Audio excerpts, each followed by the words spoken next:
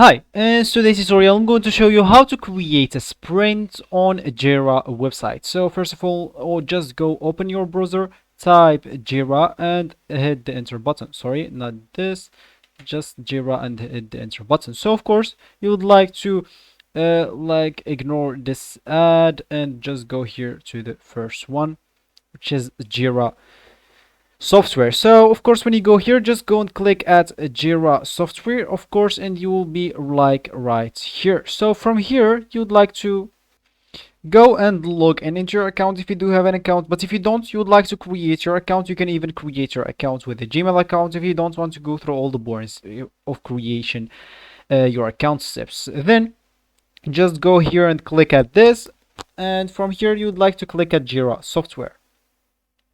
So of course from here, if in order to create a sprint, you'd like to create a Scrum project. So of course just go and click at create a project if you want to create a project. If you don't have one, click at Scrum, and of course you can use this template, you can use any other template. So for me, use template. You can use it.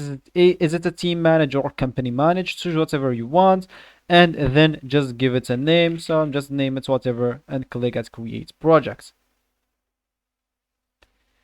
So of course when you create your Scrum projects, as you can see, you will find yourself right here, and of course when you click here at the backlog, you will find yourself in this page. So of course if you want to create a sprint, all you need to do, just go and click at this option right here called create sprint.